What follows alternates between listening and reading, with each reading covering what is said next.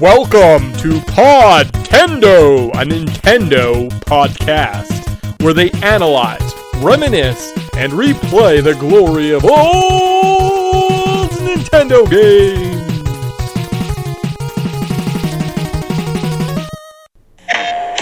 The critics agree. Metal Gear Solid 2 is a hit. Newsweek says it rocks. The best video game for PlayStation 2 raves USA Today. Right, get out of here. And Game Informer names Metal Gear Solid 2 Game of the Year. I've been waiting for this. Metal Gear Solid 2, only on PlayStation 2. Rated M for mature, from Konami. Hey guys, welcome to Podtendo Podcast, where we analyze, reminisce, and replay the glory of old Nintendo games, except when we're playing PlayStation games. We can be contacted on YouTube or an email, podtendo@gmail.com. Check us out on YouTube. Send some comments. We'll probably respond there.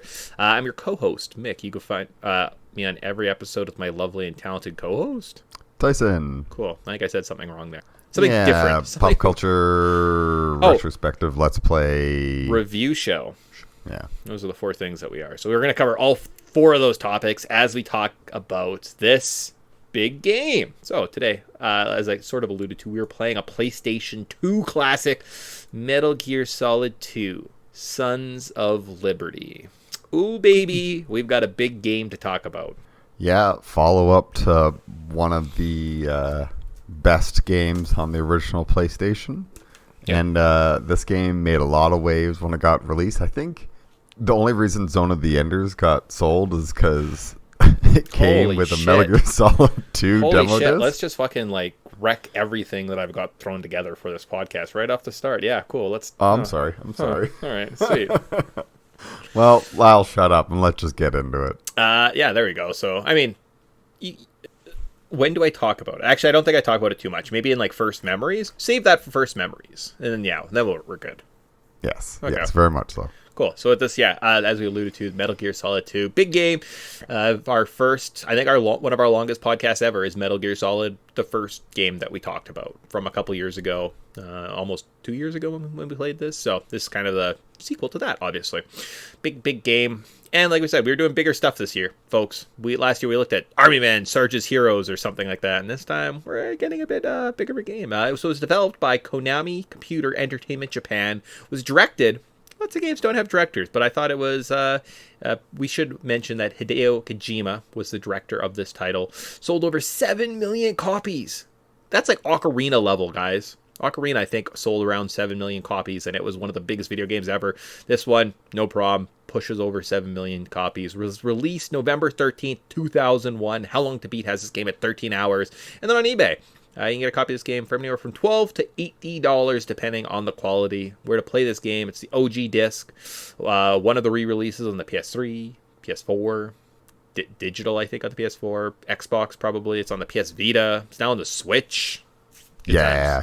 This and with the new Metal Gear Solid Collection, Volume 1, or heck they want to call it. That's this is one of those games in that franchise. So I mean, it's kind of topical, but it's a big game. We need to talk about it. This year is a game had some games and big games on the sidelines, and we're like, why are we waiting? Let's play these games. So here we are. There you go. Awesome. And this kind of alludes back to, so I'm around the age of 14 to 15. Video games are a very big part of my life at this point, and this is a very big game when it came out, right? So I was kind of almost right in the wheelhouse to kind of play this game, experience it, and I'm going to share those experiences with you too, right? So just part of one of those things.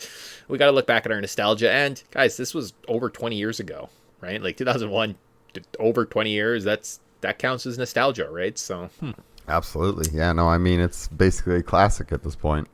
But yeah, which is one of those things that still upsets me when I think of time. Speaking of time, we have to jump into our, just like we talked about last 2 weeks ago, we have to jump into our patented time travel Wayback Machine. Oh boy. Travel back to November 13th, 2001, and see what did the pop cultural landscape look like before we can kind of dive into this game proper. We got to get right back in that mindset, folks. We need to know what the world looked like. So at the time, you could have been watching Season 13, Episode 12 of The Simpsons, The Parent Rap. So after being arrested, a new judge forces Bart and Homer to be tethered together. Boys will be boys after all, won't they? Ah, yes. Constance Justice, I think, is the judge's name. Yeah, I was like, oh, okay, that episode. And I feel like I watched it a lot. It seemed like it was on. I don't know. I feel like it was always on repeats because we were just like, this is cheap to license. Nobody likes this episode. Or this was around the time where we had satellite and we used to have time shifted. That was a big part, so you could watch The Simpsons in Newfoundland time, and then Atlantic time, and then Central time, and then Pacific. So like over the course of a night, I'd watch a new episode of The Simpsons 4 times. Probably was one of those occasions. Other top TV shows we could be watching. So just the top shows released in 2001 were 24, Scrubs, Smallville, 6 Feet Under, The Office, and Alias. Yeah, you can see why a 13 and 14-year-old or like 15 and 13-year-old kids were like, let's just watch more Simpsons. So one of the weirdest stories I've ever heard in my life was one night we were going on a basketball trip or a volleyball trip or something. And this one guy's like, man, I'm tired. I started watching this movie last night and it just wouldn't end. It was about this weird guy and he was like an alien or something like that. And they like tied him up in the cornfield and they like covered him in blood. The other guy turns around and he's like, do you mean Smallville? Was it called Smallville? He's like, yeah, that's what it's called. And he's like, it's not a movie. It's a TV show, you idiot. There's like a theme song and credits every hour. But this guy stayed up for like hours apparently watching this movie. What the fuck was going on? I feel like someone was not paying attention.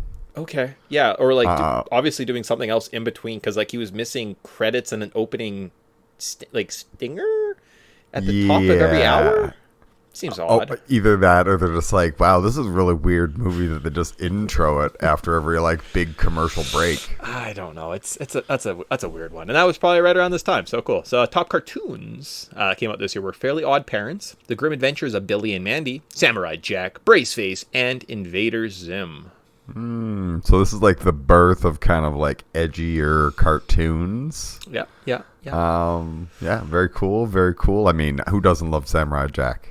So, yeah. I mean, I never watched it, but sure. I guess I'll just go along with it. We definitely watched it. Yeah, we watched it that one time when we were on a trip in London, and we're like, we can watch any of these shows. Let's just watch like 40 episodes of Samurai Jack. But that's when I only had like, I would also watch Smallville for hours on time. Now that I have like an opportunity to watch anything, I don't know if Samurai Jack is what I'm going to watch. Top movies this week, though, we could see Monsters, Inc. Okay. Still in theaters, you could get Training Day, From Hell, and 13 Ghosts. Oh, okay. And if you waited a week or two, you'd get to watch Shallow Hal, Harry Potter and the Sorcerer's Stone, and Spy Games. Okay. I kind of remember this year a little bit because I mean, Training Day was apparently a big thing for us preteens and teenagers. We're like, wow, Denzel Washington is better than King Kong. He is better than King Kong. Yep, I was like, lots of those movies definitely speak to me. A little too old for Monsters, Inc., and probably a little bit too young from the From Hell and Training Days, but I watched them all the same and thought, lovely. Harry Potter, I don't think I ever saw them in theaters. It was always like I watched them later on DVD. For some reason, we went at like in a school trip when I was in like so elementary, middle school. So like they took us all to like watch it. Yeah, I was like, it's a big deal. That's the only time we ever went. Yeah, I could see that. That's a big deal though. It was like a children's book that lots of us were probably reading and stuff like that. It was easily accessible and turning into a movie. Cool. Top video games released this month. We saw SSX Tricky, Project Gotham Racing, Golden Sun, 007, Agent Under Fire, Dead or Alive 3, Luigi's Mansion, SmackDown, Just Bring It, Smash Brothers Melee, Star Wars Episode 1, Jedi Power Battles. This got to be around the same time of like the original Xbox launching. Because I mean, I think Project Gotham Racing was a launch title or something. Because yeah, I was definitely playing my Xbox with like, you can load up your own custom songs and I'm going to play Project Gotham Racing for forever and Dead or Alive 3 and SSX Tricky. So that's what I'm doing right now is I'm playing my original Xbox and loading CDs. Okay. Linkin Park Meteora. All right. I was gonna call you an asshole, but November 15th, 2001 is when the original Xbox released. So you were within 4 days. That's amazing. Okay, wow. Cool. All right. Yeah. Yeah, well, it's Project Gotham Racing. That's the one. It's like, that's a launch title, I'm pretty sure. Same with DOA 3. Oh, yeah, because Dead or Alive 3. Okay, and then SSX and Project Gotham. Cool. Awesome. Great. Sweet. No. Cool. All right, so that is the pop culture. So Xbox just came out. If that helps anyone with what they're doing with their life, that is what the pop cultural landscape looks like. Now that we know that, we can look at, in finer detail, Metal Gear Solid 2. Exciting stuff. Yeah, big game. Look forward to getting into it. But how was this game made, Mick? Oh, look at that. Look at Segway Jones over here. Development details of this fun title, now that we know what the pop cultural landscape looks like. So Kojima created a document that outlined how he wanted to create the next iteration of the Metal Gear series. The document outlined new game mechanics and features, such as bodies that needed to be hidden, lights and areas that could be destroyed to affect enemies' visions, realistic enemy AI that relies on squad tactics rather than working individually, and multi-level environments that added an element of vertical tension to the stealth gameplay. Okay. It also outlined themes such as passing on memories, environmental issues, and particular social themes regarding the digitization of the military, digital simulations, and the digitization of operational planning, the digitization of everyday life, and the effects of digitization on personality. So Kojima was like, man, all this digitization of information is really going to screw in the future. I better create a very complicated story to discuss it. Yeah, and it's not going to be ham-fisted at all. No, not at all. But it is, because that's how they work. The game stated that the aim of the story involves a series of betrayals and sudden reveals to the point where the player is unable to tell fact from fiction. The game production budget was $10 million, similar to the budget of a Japanese Godzilla film. The game was developed in 4 years, and over 100 people worked on the game. Raiden was deliberately designed to appeal to female players after the team overheard a pair of female debuggers remarking that the more middle-aged protagonist of the original MGS game was not appealing to them. Raiden's presence in the game was kept a secret before release, with preview trailers showing Snake in situations and battles that occur to Raiden in the published game, such as a battle against a Harrier jet on the George Washington Bridge and an encounter with a new cyborg ninja inside the tanker. The game's original plot revolved around nuclear weapons in Iraq. Due to the political atmosphere at the time, the tanker in the released game is based on the original plot of this game. Significant changes to the ending were made late in development following the September 11th attack in New York, where the final occurs. A sequence depicting Arsenal gear displacing of the Statue of Liberty and crashing through half of Manhattan was removed, as well as an end credits scene where newsreels of New York City after destruction were shown. Right, cool. Yeah, that explains a lot of my problems with the ending. But, yeah. Oh, it makes sense, too. Because I was like, the end, you might be on a giant ship that's crashed into, like, one of the government buildings in downtown New York. And I was like, hey, I walked by that building one time. Yeah, that ain't close to the harbor. That's, like, 4 blocks in, maybe 5. Oh, yeah. And it's like you're on a ship that's crashing into these buildings in New York. Into buildings and buildings and buildings of New York. And it's it's just kind of crashed, and then you fight, and then you move on, and no one talks about it. And you're like, that's weird. Why wasn't that ever brought up? Oh, I understand why. Yes, very much so. It's like, let's not dwell on where we are right now. It's kind of just like hinted at, but you can kind of tell where you are, but same time, you're like, oh, this is very, like they need to take some white out to this. Considering that this game released in November depicted a ship crashing into a building in downtown New York City, probably 6 blocks away from where the World Trade Center stood, I 100% understand why they took some liberties and hack and slash the ending. And, what are you going to do, right? Other than delay this game and, rework things, you kind of have to do what you do sometimes. So, it happens. Does it take away from it? We'll find out as we kind of dive through this game deeper. But let's look at the controls of this game and talk about just kind of how we interact with the environments. So you move the directional pad to move around. You have a punch button, an interact button, and can crouch. I have no idea what button does what, though, even though you played the game for a while. Sometimes I kind of just forget. I'm like, wait, how do I grapple with that guy? Oh, it's this one. Oh, shoot. You can stroll through the items with the left triggers and weapons with the right triggers. When a weapon is equipped, you can shoot with the punch button. Okay. There is stealth. This is a stealth game, so you're encouraged to sneak past enemies and not kill anyone. You have a radar screen that shows enemies line of sight, unless you are spotted, in which case you trigger an alarm status, and the radar is disabled until you are able to hide.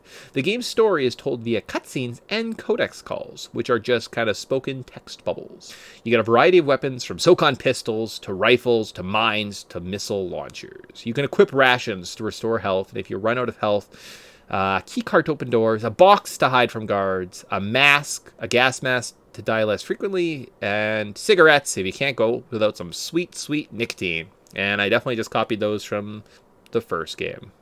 Yeah, well, I mean, all that stuff is still there. So even to a point where it's like, doesn't Raiden have cigarettes? And it's like, oh yes, here's some cigarettes. You need these just in case. Oh, you definitely pick them up at some point, and I'm like, wait, why do I have this? Okay, cool. Yeah. I'm very much smoking. Like I'm cool. Yes. Well, Kojima smoked, so all cool guys smoke. Oh, smoking in Japan is just very much a part of the culture. It's right, like yep. Yeah. Oh, very much so. Well, I mean, that was very much so across the world for a very long time. So yes, yeah. Outside of North America, where it's now kind of like ew, gross, but tons of people still do it. So, anyways, with that, anything mentioned on the controls of this game? Maybe I'll save it for a bit of my criticism, but that's a bit of my issues is some of these controls and trying to modernize it. Well, let's get into it, right? So we talked when we played Metal Gear Solid the first time through, I played a little bit of the PlayStation original and the Twin Snakes edition on the GameCube, and this is just the GameCube controls, right? So the controls that we talked about on the Twin Snakes are from this game, right? Twin Snakes came out after this game, so we've already been here. Let's talk about it. What don't you like about the controls? What were your gripes with this game? Like the third person shooting is just impossible and useless. You have to just go to first person and shoot everything. Yes. And to me, it's like, well, that it just breaks the flow. Whereas like anytime you want to do anything or shoot anybody with some remote accuracy, better slap it in the first person mode. And it's like, and just like there's no modern creature comforts. There's no sensitivity controls. There's I forget. There's one thing that's like inverted, and I'm like, you're shitting me. You literally, I cannot flip how this is controlled. It's just inverted or something, and I was like, this is so frustrating. Like I never had this issue in the original Metal Gear Solid, but it's like when it comes to this, oh my god, forcing me to do bad first person aiming is just so frustrating. It's like first person shooters, like first person aiming works well if it's accurate. This is not accurate. This is just like floaty mess. All right, cool. So when this game did come out, though, this is prior to the big first-person shooters, right? Like Halo doesn't exist in this world yet when this game is being developed. So this was one of those games where you're right. It is kind of a third-person action stealth game, and then every single bit of combat is first-person. So get used to hitting the R1 button or your right trigger, going into first-person mode, pulling your gun, and then having to shoot, right? And using that little reticon, because you're right. I don't think I ever fired a weapon in this game that wasn't in first-person mode. Yeah, and I mean, and because the camera's so pulled in, as opposed to like the first game, even just trying to stay out of everybody's like line of sight is tricky, because it's just the camera's just like 6 feet too close. Okay. It needs to be like pulled out just slightly more so you can kind of like get a better gauge of stuff, but it's so pulled in because they want you to be like cinematic and in the moment. It's frustrating. It's like, god damn it, this game is... I sometimes walk into a room, have to just like hop into first person mode and look around awkwardly and be like, okay, I don't see anyone, take a step, and then I'd get spotted. And you're like, because there's a blind corner there that I didn't see anybody. It's like, really? Okay, sure, whatever. And that's just like rinse repeat for many sections of this game. It's god damn it. It's like there's just that camera and this bad shooting mechanics. Everything else is so much fun. So I don't play a lot of first-person shooters. I don't have a lot of experience. I wouldn't say I'm probably skilled. Like, in terms of, if we were to play Call of Duty Zombies, you would have to explain to me what everything is, because I don't have that experience, right? Like I've never dove into those. I've never spent my time on that. I never found that as jarring. You do get a tranquilizer gun, right? So instead of just a SOCOM pistol in this game, you get a tranquilizer gun. So I found lots of times going into a room, I had a pretty good idea. Did I get caught unnecessarily multiple times? Absolutely. Like there was that one conveyor belt room. I don't know what it's called, but it has like all the boxes and stuff like that. Those guards saw me all the time. Every time I walked in there, guard would check me out. I was like, "God," or you try and shoot, and then you miss, and they're like, "What's that?" And I'm like, "Who's there?" And you're like, "Oh, great, awesome, thanks, guys." So, stealth was a bit of a struggle in this game, but I don't know if I ever found the controls that. Just because like combat, right, is a little bit forgiving. It's not a one-shot kills. I never really had too many issues with too much of the combat in it. Yeah, when I was trying to do like my perfect no alert run, I just gave up after a while. And I was like, okay, cool, who cares? I don't care if I get spotted a million times. Well, who gives a fuck? You probably need to play this game multiple, like I would think 3 to 4 times to get a perfect run, because you need to know where every guard is in relation to like when you enter a room or a screen or a new area, or based on just the situation currently in the game. So I imagine a perfect run your first time through would be frustrating. Yeah, but this is my first time playing it through. That's why I was like, I'll do a perfect run, because honestly, this game is so easy. Yeah. Minus the controls. And it's like, if this game controlled well, I would be done this game in about 2 hours, start to finish, with no alerts. But it controls like a... it's so like, you know, when like, let's say you miss a shot and somebody's like, hey, what's that? And walks towards you. The times I was able to get a headshot on them was like 1 in 30. Yeah. Before they would just walk around, oh, there they are. It's like, you know, if I could just set the sensitivity on these aimings and didn't just have this floaty garbage that like, no, this is the default sensitivity. It's like, I think you have to get used to it, because I have watched some gameplay footage of. So one of the collectibles in this game, right, from other games, is you collect dog tags, and if you get enough dog tags, you collect unlockables. So in the first tanker mission, if you get 40 dog tags, there's about 22 guards. You can unlock stealth ammo for the rest of the game, so obviously makes it a little bit easier. But that requires holding up a guard from behind, getting them to freeze, being able to quickly run in front of them, and then holding them up at gunpoint till they shake and drop their dog tag, or potentially some other item. So it might take a while, and I've tried that, and it never ever worked for me. So it is definitely just I need to be a bit more familiar with the system to master it, right? Because it is a flawed system. So for yourself, I would say you probably need to again play this game 3 times through, and then you're going to be like, oh man, this game's great. Stealth run, easy to do, but you probably need to get that muscle memory in almost. I would happily play the first Metal Gear Solid 3 times through. I would not happily play this game 3 times through. Cool. Awesome. One is enough. Yeah. The controls are just a little too frustrating. To me, it's like it's just not enjoyable to spend your time in it, because you're constantly fighting with the controls and the camera and the... I was just more curious, like, where your frustration was coming from, because I also am like, at some points, I'm like, I also have frustrations with this game, but it wasn't control specific. It was just like other things they asked you to do that I was like, what the frick? So I was just curious. Okay, cool. So Tyson had a little bit of frustration with this game. Let's get into, though, our first memories of this game, guys, because like I mentioned, we had a PlayStation 2 pretty early on. Maybe not the first year that it came out, but probably by the second year. And I'm thinking we probably got this winter, because the games that came out, the SmackDown, what game was it? That's why I wrote it down. SmackDown, Here Comes the Pain, Just Bring It. That was one of the very first games I ever bought for my PlayStation and played it. So we probably had this right around the same time it came out. So like I was almost on Jump Street. So that's kind of exciting. We got a game secondhand.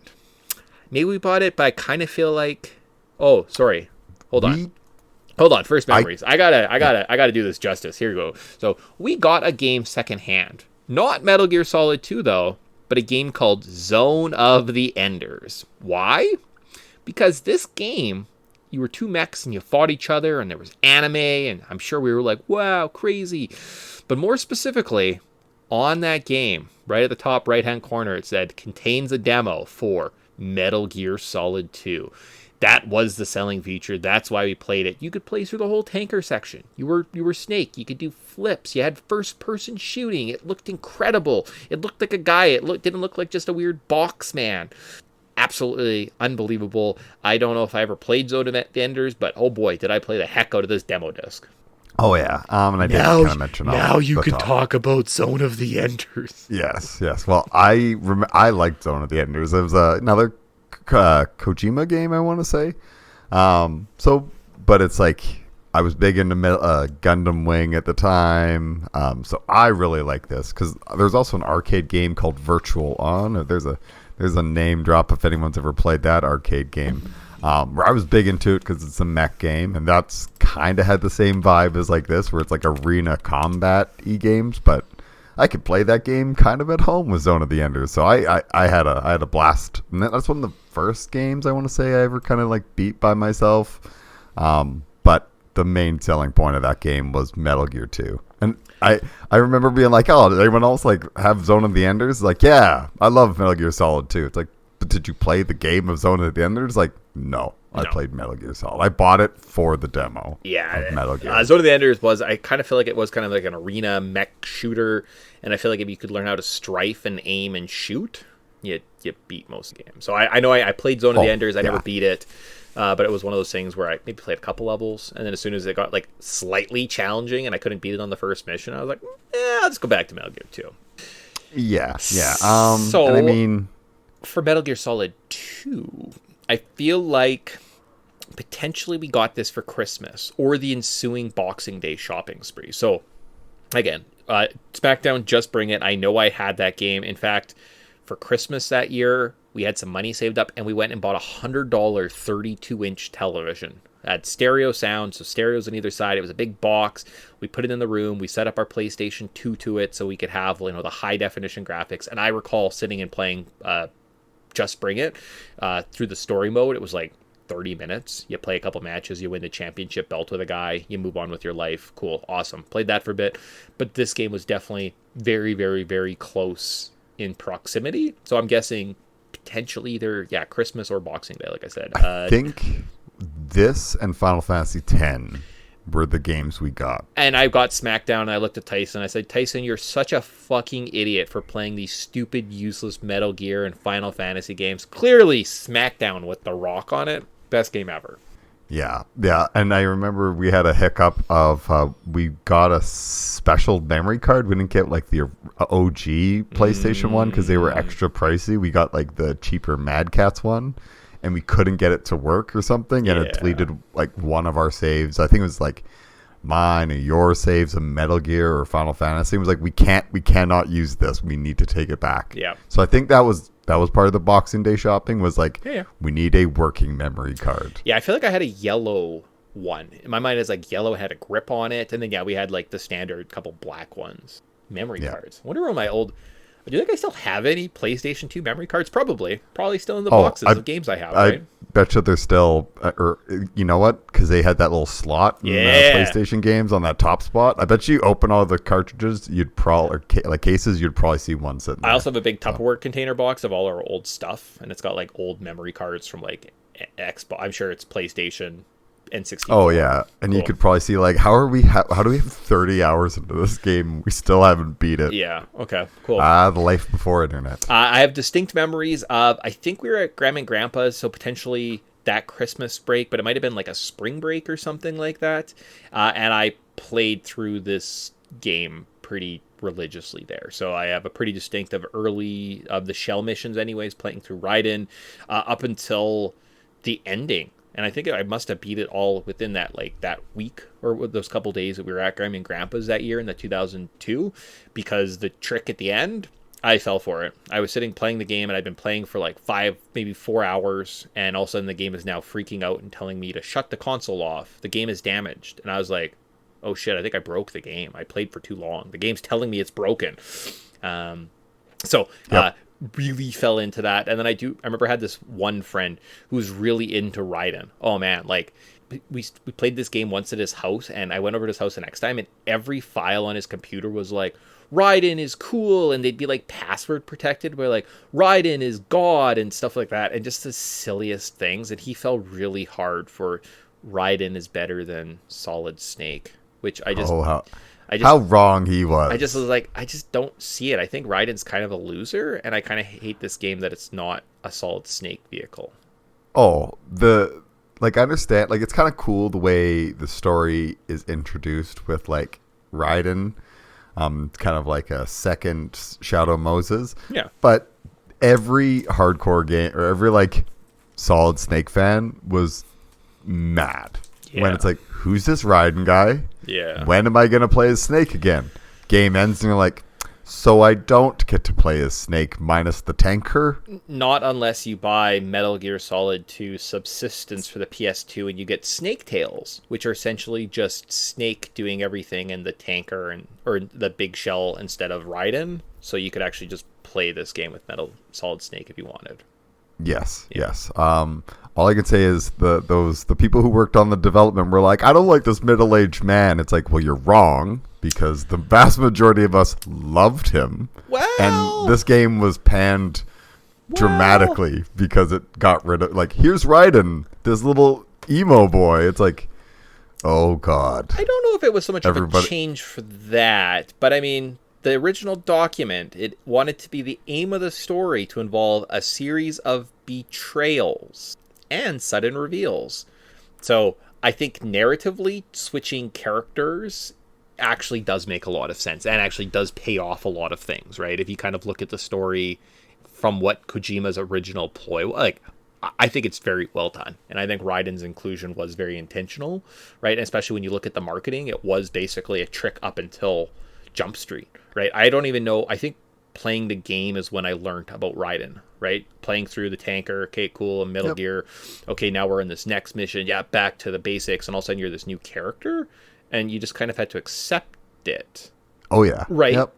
And I don't remember a negative reaction, like, well, I don't want to play this stupid game. I was just kind of like, oh. Oh, I do. Oh, really? I remember everyone complaining and be like, who's Raiden? Raiden sucks. Like, and he's trying to be this fake Snake. Like, who's this fake Snake Raiden edgelord loser? It's like, I remember everybody hating him. Yeah. I do not remember a single person being like, no, Raiden's pretty cool. No, I had one friend that was really into him. He really liked him for some reason. And like, he probably really likes Metal Gear Solid Revengeance.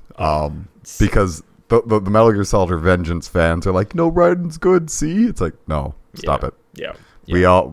There's a reason why this Snake came back in all the other games.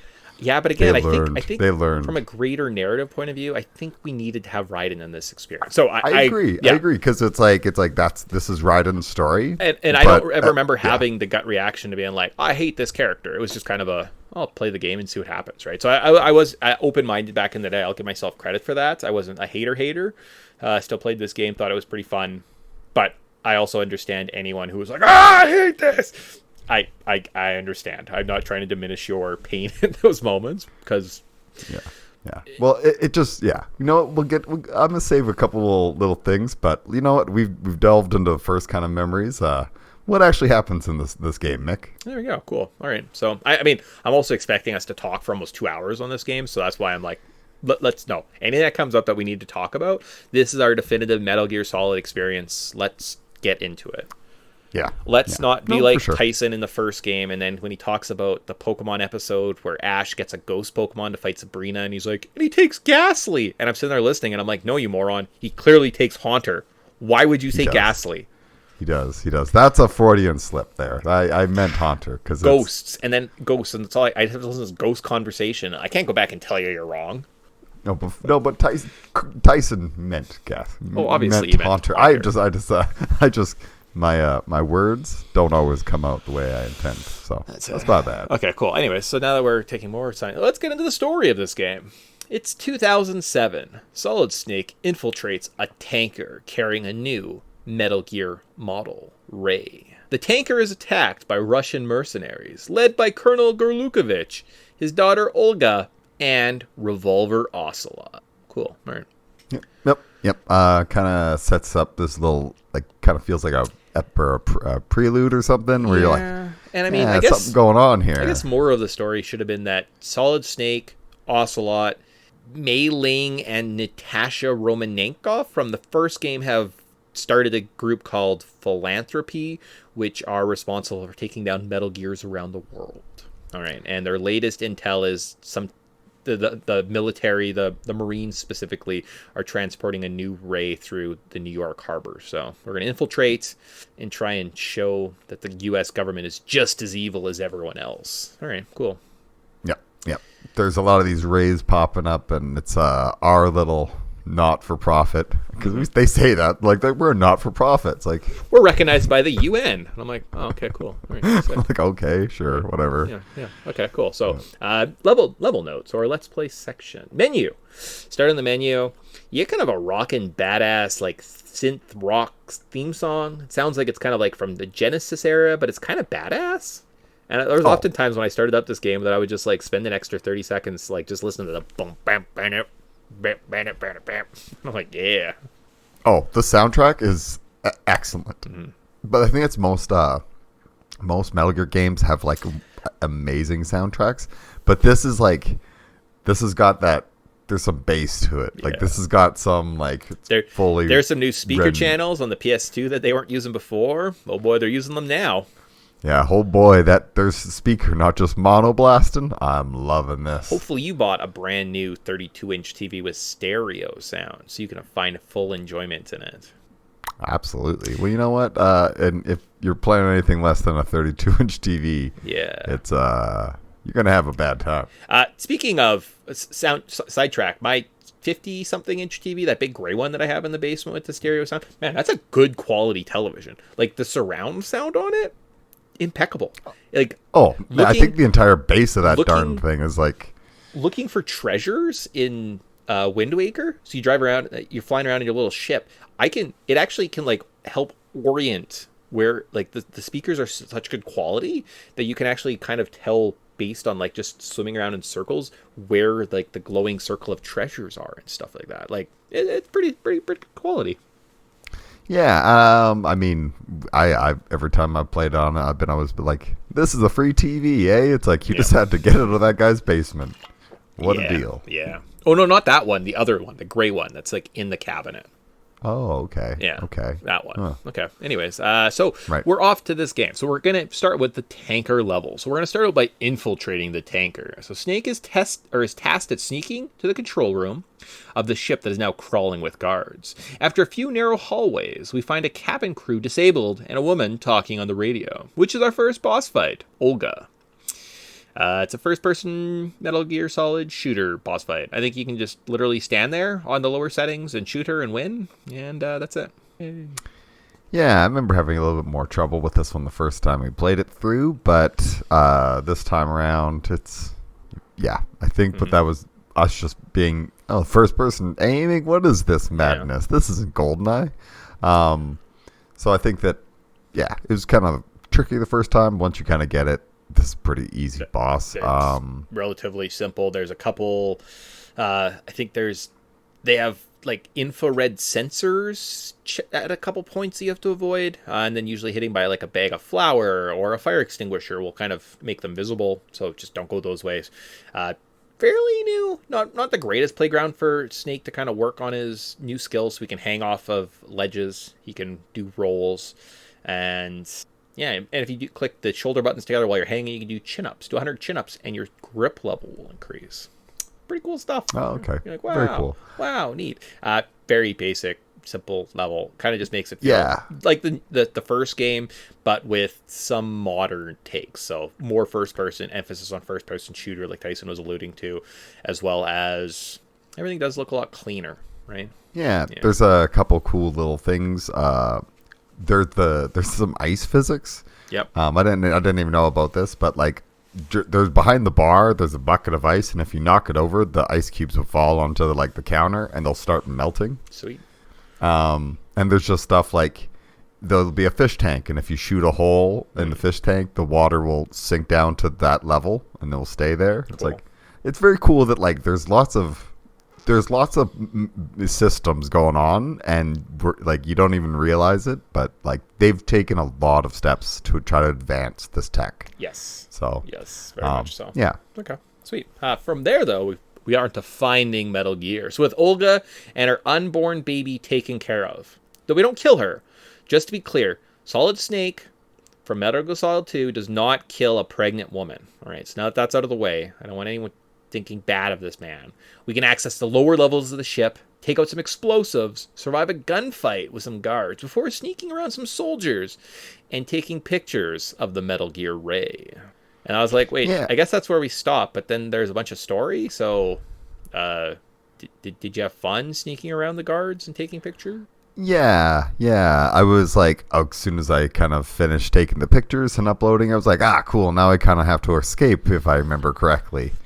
No. But then I was like, but wait, no, I don't run through this thing. There's no, that scene of Snake running away from all that rushing water doesn't happen. Yeah, it's kind of like a weird flashback, or I don't know where that comes from. I think they actually talk about it at some point. There's like some flashback when he's like, no, Snake survived that incident, I swear. And you're like, oh, okay.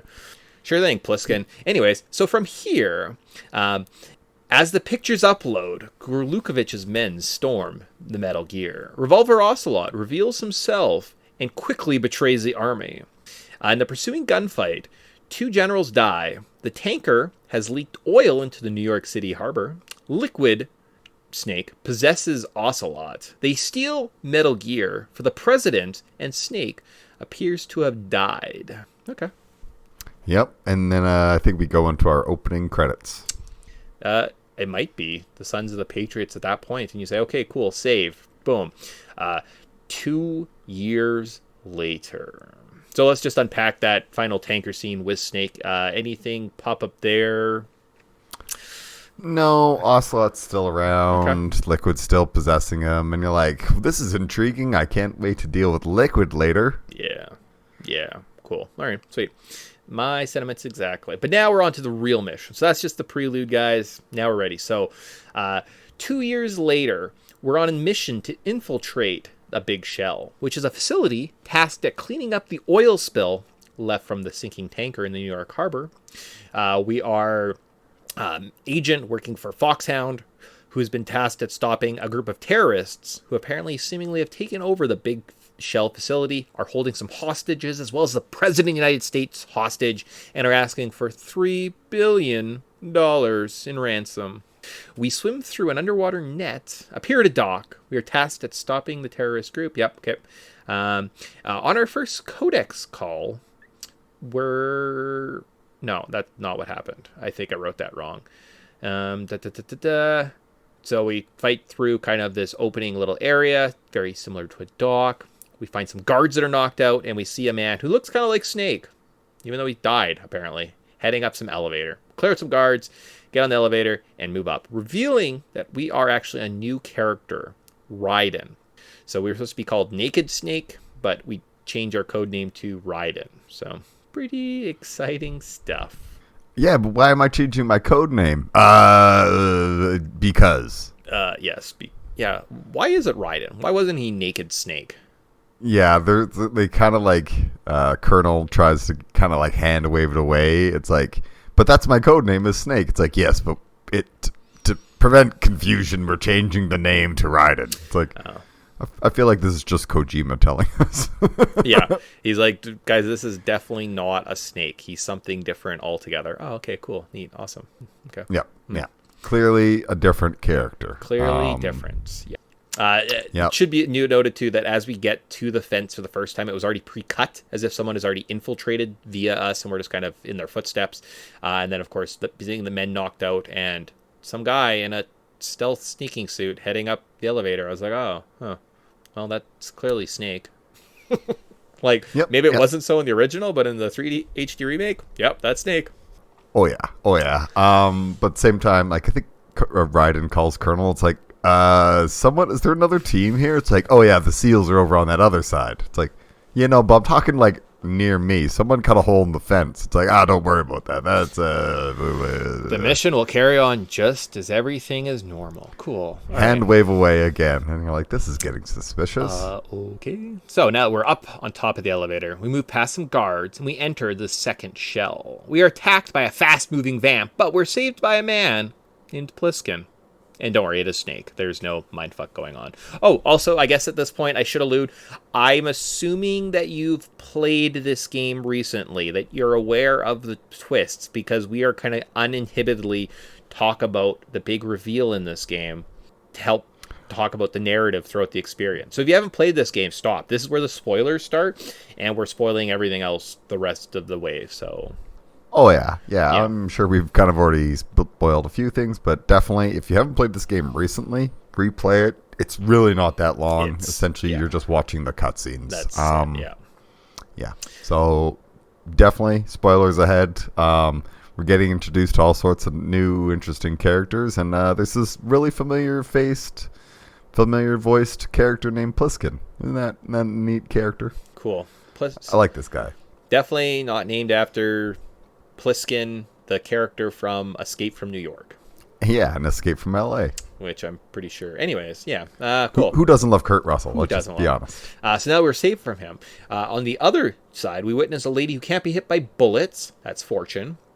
Just before finding our way to the third shell. All right, so we're trying to meet up with the SEAL team because there's a bomb disposal expert. So got infiltrating, meeting. Anything stand out in this first little area? No. I mean, Vamp looks like a very cool character. Yeah. Hopefully, he gets some pretty awesome scenes. Okay. Fortune looks interesting. Yeah. She kind of...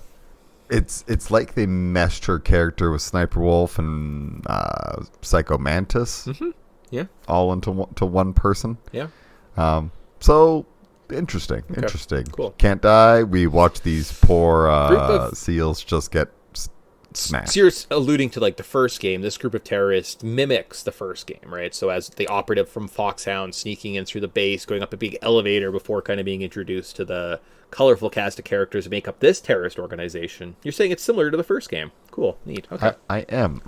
It feels that way without them telling us it. Huh. Cool. Also, I did notice that this game is a lot shorter, right? As you kind of alluded to, this game's really short. There's not a lot of gameplay. And I noticed it quite a bit here because it takes 2 seconds of gameplay and all of a sudden you're hunting bombs. And I was like, are you kidding me? In my mind, that was like hours into the game. No. You're pretty much right away put on bomb disposal. So off to disposing the bombs. We find Pillman.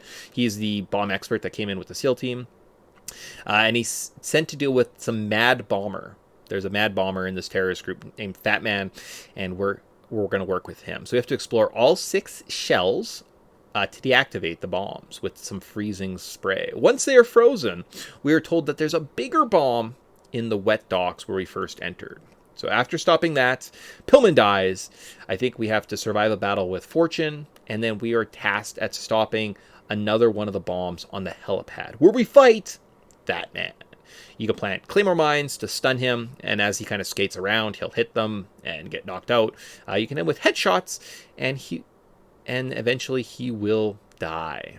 All right, cool. So anything to talk about with the bomb disposal section of this game? No, kind of like... find the bomb expert Pillman, and he's kind of like as you're going and disarming all the bombs, he's like, that's weird, that's not in a good spot to put him, that's not like him, that's really weird. But you disable all 6 of them across all 6 platforms because there's 2 shells, and each shell has 6 of these like little platforms, or whatever that you want to break it up. There's 6 of them on 2 sides. You clear out one side, and then it's like, oh, wait, no, there's some other bombs, but they're, like, different and hidden, and you got to be further away from them. And then Pillman accidentally, like, falls into the proximity trigger, and he dies, and then you... it's up to stop Fat Man. So instead of just recapping the story, is there anything specifically with the gameplay in this area that... Like, I guess outside of the bomb being in odd placements. Apparently they're not really meant for structural. There's almost just kind of like you're on a wild goose chase. So anything kind of more specific that you want to talk about? No, not really. I think that this is kind of where you can start collecting all the boxes, and I highly recommend you collect all 6 boxes because there's a trophy or an achievement depending on the platform. Sick. So cool. I didn't get them all. I missed one. So, but I also don't think there's achievements on the Switch. So no, you don't need that. Stuff. It's fine. Cool. So now, after Fat Man dies, we are visited by a ninja who is sent by the La Le Lule Lo. That means the Patriots. It's a code name. Also, I'm impressed that I said it in one take. They reveal that you can find the President's Secret Service agent in the center shell. He gives us some enemy soldier outfit and leaves. We must find an enemy gun, enter the shell. We can explore the facility, but what we want is on the second floor. All right, so we have to stun lock a guard and use a retinal scanner so we can find the hostages. From there, we can use a directional microphone to locate Ames, who has a pacemaker, so he has a different heart rhythm. He reveals that the president came here to inspect the new Metal Gear that was being housed in the facility, and that the bomb threat and hostage negotiations are just made up. We also get a glimpse of a man running the operation. Solid Snake.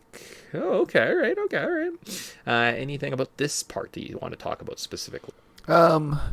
It's interesting. I like how they're trying to make you use the first person. You're really trying to make you like the first person. In the first part was about like you go first person, look around, just disarm the bombs. This one's kind of like use the microphone to kind of track somebody down, and it's neat that there's an actual like the stealth section of you need an AK-47, you need the stuff, or they're gonna just recognize you. Yeah. So you need the right gun and you need the right outfit. So it's pretty cool. That's a pretty neat little stealth infiltration section. It makes you feel like a little bit of a spy. So pretty cool. I like that part. It's very neat. I hated the part where you have to like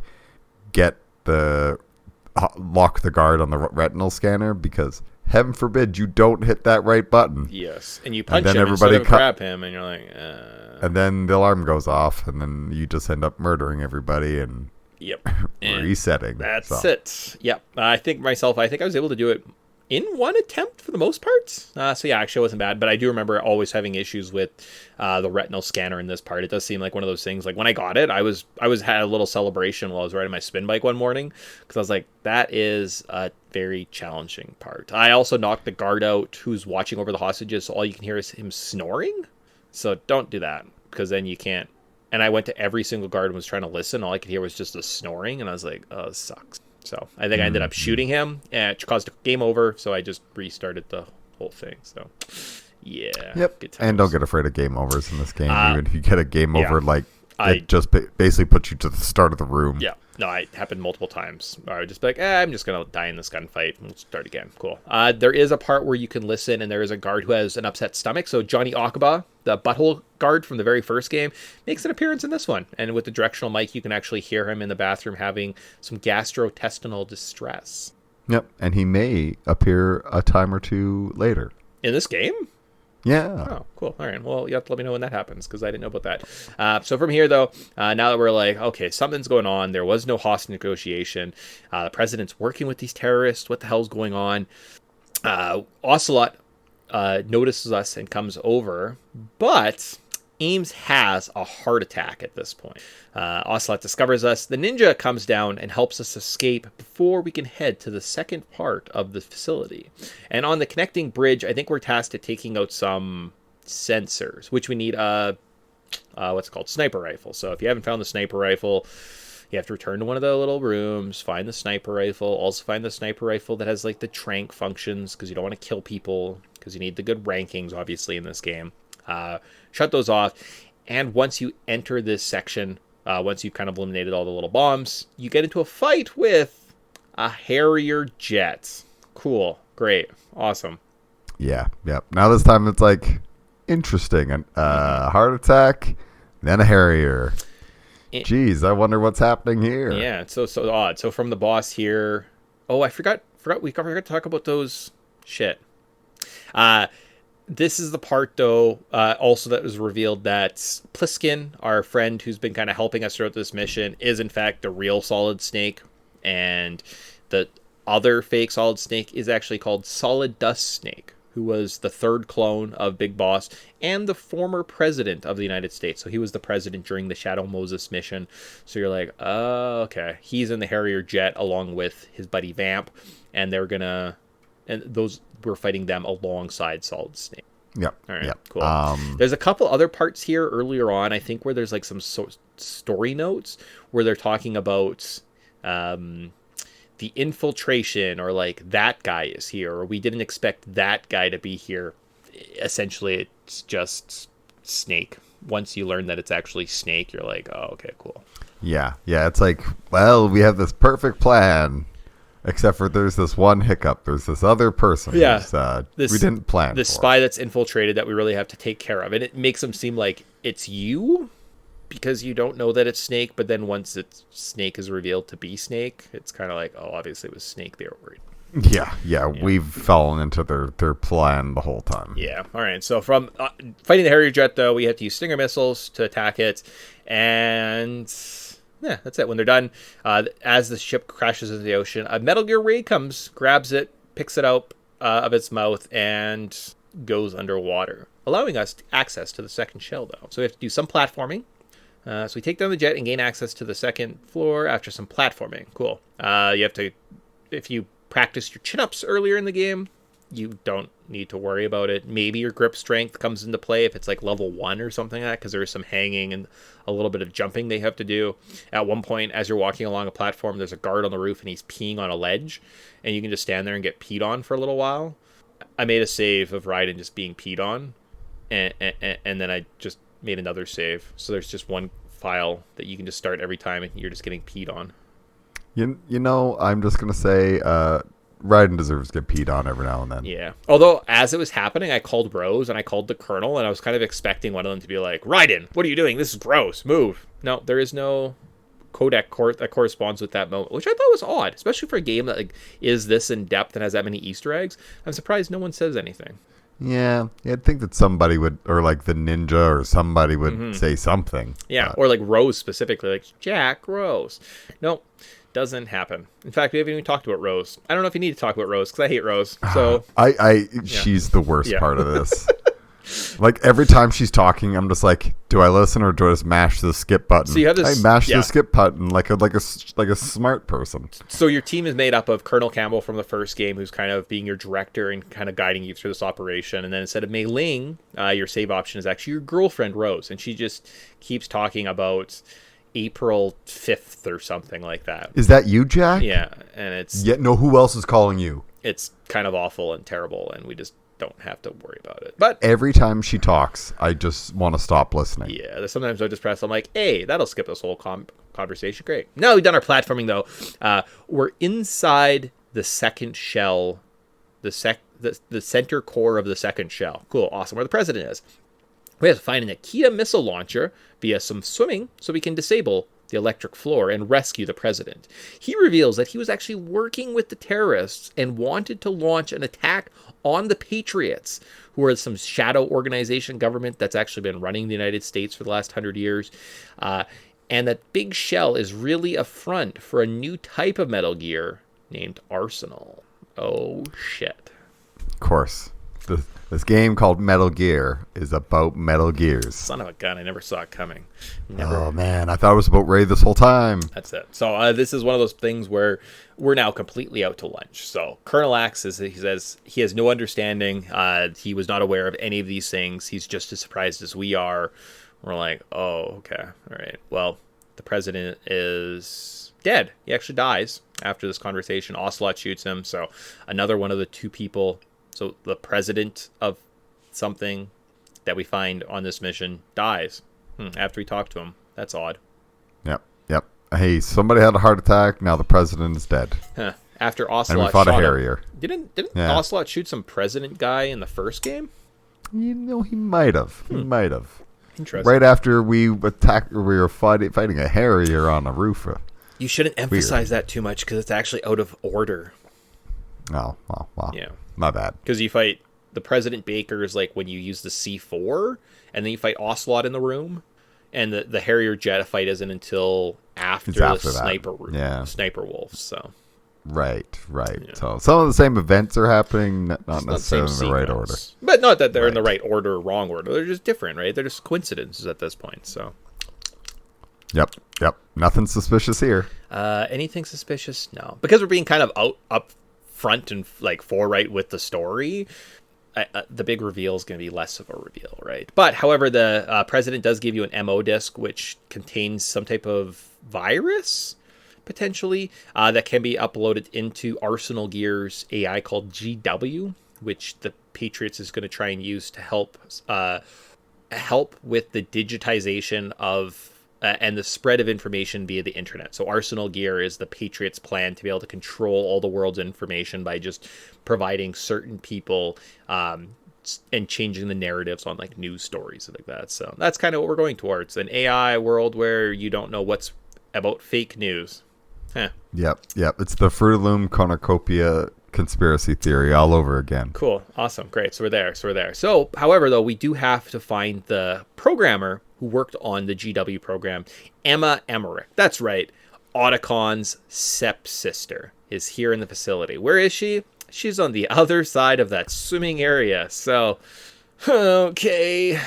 You mean EE? Because I don't know this Emma Emmerich. All I know is this person named EE. Yeah, okay, sure. So he reveals the AI controlling the new gear was created by this girl who's still in the facility. So we must swim through some mines, through some areas, see some dead bodies. We're like, cool, great. And then we get to fight Vamp. So Vamp, remember the guy we couldn't hit earlier? Oh, no. You're glazing over this. We have a painstaking escort mission where you literally have to hold her hand. But we haven't fought Vamp yet. Is that no? You don't. You have to hold her hand up until the Vamp fight. No. You definitely go into the room. You fight Vamp, and then she's on the other side of the room. Is that how? Is that how it works? I don't know. I might be mistaken. Yeah. Here. So it's been a couple weeks since I played this. Okay. Now. So you swim. You fight Vamp because he's in the room that has like the super hydrogenated water. So it's like so dense. Apparently, you just sink down to the bottom and you can't swim and you drown. So after defeating him in that room, Emma's on the other side of the room. So stand in the corner, attack him with Stinger missiles. He falls into the water and he's like, "Oh, I'm dead, even though I couldn't die." And you're like, "Yeah." So with Vamp taken care of, we find Emma, Otacon's sister. We have to hold her hand and, like Tyson said, painfully walk with her around the facility. Not only that, but she doesn't like to swim. So she's going to swim on our backs. And she has less health and oxygen than us. So hopefully you don't drown her too much. Yep. Yeah. She has a health bar, so she can take some damage. But you definitely want a little bit of health come for the part coming up here. Yeah. So very slow, painful swimming simulation with her. You have to be fairly well timed, right? There are some air pockets so you can kind of hop up and down. I definitely almost drowned her. She didn't have a lot of health after this point, and I was like, oops. Slowly walk her out of the big shell to some underground, or like a water bridge that connects the two shells, and then you have to use your sniper rifle, which you acquired before, to protect her from slow-ass guards, or from guards and gunfire. And you're like, this is awesome. And she kept getting spotted, and I kept having to shoot all the guards, and I was like, well, so long for not killing anybody. Oh well. Yeah, and about halfway through, Pliskin will codec you and be like, just let me know if you want me to take over. So I immediately called him back and was like, just take over. Yeah. And essentially all you have to do then is just put your reticle over the enemy and he'll just like snipe it before you can get a chance. Cool. Sweet. So that looks like she's almost going to make it to the other side of the water bridge. Super great. Oh, Vamp. He's not dead. He shows up, stabs her. You shoot Vamp. He doesn't die, but he like runs across the water, I think, and runs up one of the buildings because he gets like a call that he's needed somewhere else. And you're like, great. But Emma's dead or dying. And I'm like, oops, that's awkward. You keep calling her Emma. Even Otacon calls her EE. Okay, Emma, EE. EE is not doing so well. But Snake found her, and we're tasked at chasing after them. But let's... Oh, and so halfway through her walk before Vamp attacks her, she kind of goes behind this little... She goes on I think it's the second spot that you get to. There's not a lot of guards. And if you pull out your microphone and aim at where she's walking, you can hear her run into our good friend Johnny. Oh, really? Yeah, and he has this moment like, hey, what are you doing here? It's like, I'm just trying to get through. And he's like, well, you know, you're going to get spotted here. Mm-hmm. But he essentially just like They have a quick little like brief moment. His stomach starts growling, and he's like, "Just go ahead." Yeah. And you're like, that man needs to use the washroom again. Interesting. But yeah, there's another Johnny little moment there where him and Emma or EE Cool. have a little like brief little chat. So Solid. cool. Yeah. One of the worst parts of the game, though, as Tyson alluded to, she's super slow. It's a super bad escort mission. This is now again early gaming. This might be one of the very first escort missions that occurred, and there's a reason that they're shit. This is shit. They didn't know what they were doing. Are they done better now? Yeah, but this was kind of like Wild West. Princess Rudo escort mission is better than this.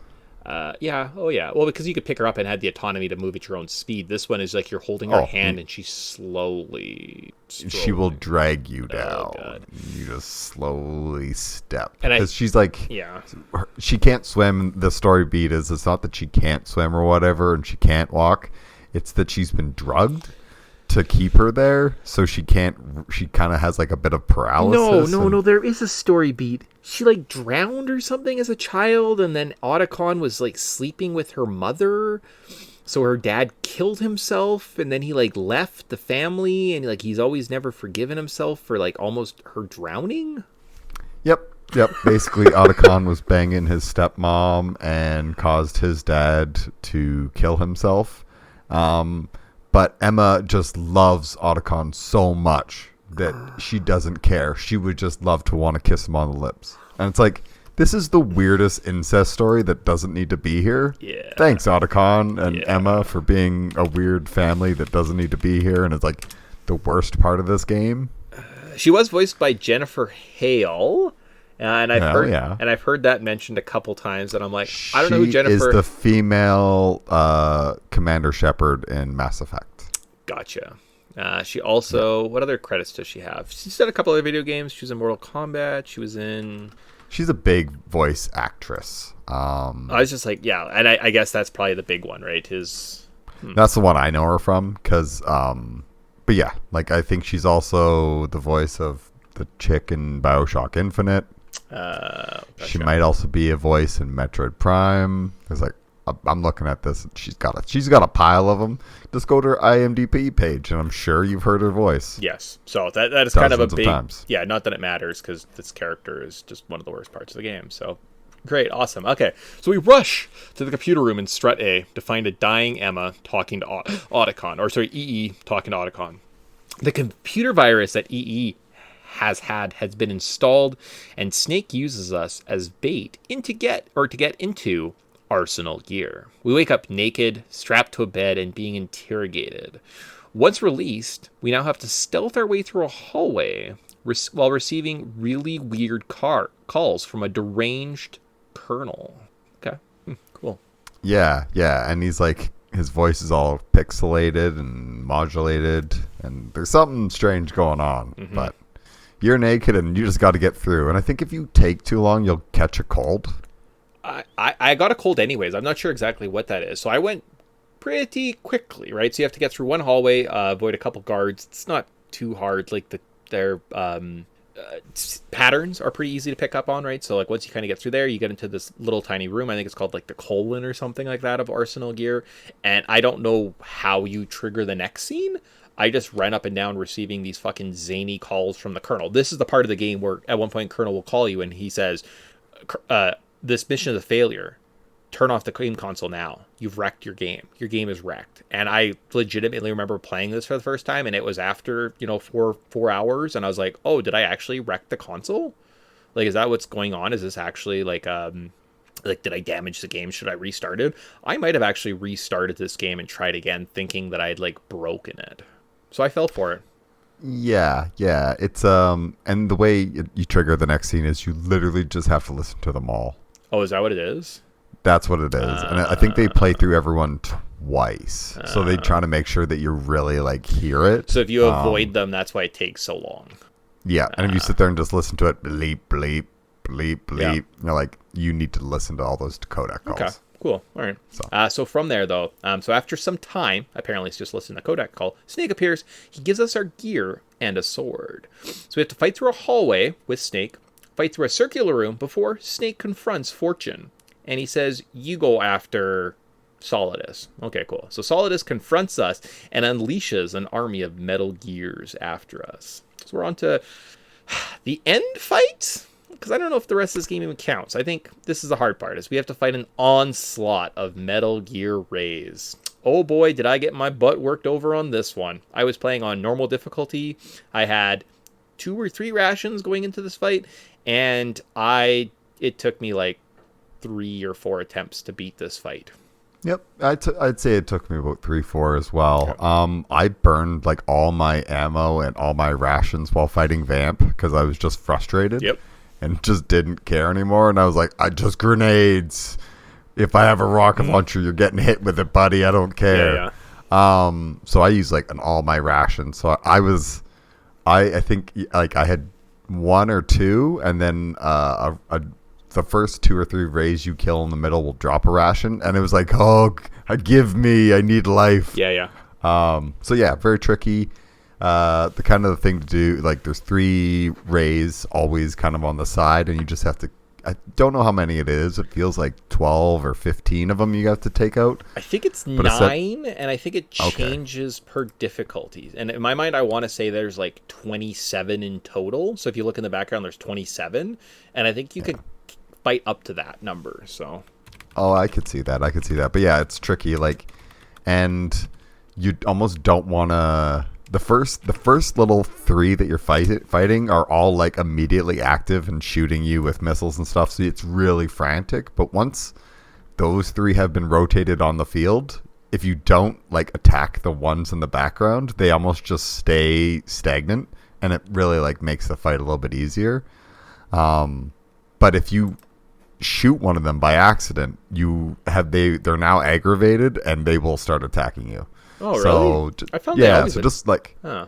yeah. So I found that like if I killed those first 3, just like really just tried to work hard and use my rations there, and then only focused on the one that was in the middle, it kind of became pretty easy because it has essentially a couple moves, and you just like get good at dodging. And once that missile shoots, kind of like just dodge at like a 45-degree angle. Gotcha. Yeah, that would be that was kind of my strategy at the end, was don't stand and tank damage because you don't have the damage to tank. It's shoot and move, shoot and move, shoot and move, and listen to the sounds and just avoid the missiles as best you can, right? You'll find a rhythm that kind of works. And I did look, and it's anywhere from 3 to 12. So okay. On normal difficulties, I think I had to kill like 6 or something like that, 7, before I was able to kind of move on. And it was a bit of a struggle for me. I was like, oh, cool, this game is actually somewhat tough at the end. Yeah, good, great. Yeah, and I appreciate it because this is our Metal Gear Rex fight. Yeah. So I'm happy that we kind of get something that's not just a cakewalk or something that you can just quickly cheese. Like, you have to work for it. You got to think about it. You got to be on your feet. You can't just when I go into my first person mode, I got to really make sure that I'm facing the right way. I'm not going to, like, in first person mode, get into aim. It's like, no. And the Nikitas are fast. So as soon as you hear that sucker, like, dee shooting at its face, you just pull that trigger and start running. Yeah. Okay. You don't need to, because I was holding on it and like trying to like wait until it hits. It's like, no. As soon as you hit that fire button and it's beeping red, you're free to like run around some more. And once I kind of figured that out, I stopped dying so much. But yeah, I definitely died like 3-4 times. Solid. So the way I played this game was I had the HD collection that I bought kind of before Christmas and on my Switch. So I was playing that in the mornings, getting up, riding the spin bike for about 45 minutes. This was almost like a week for me. So I think I started, it was like a Monday, and it took me till like Friday before I had beat this game. And most of it was sitting and watching a cutscene. So, all right, so we beat Ray, so we could save. So once complete, we're asked to save. We wake up and we have to struggle for air. I might have died like 6 times to this section.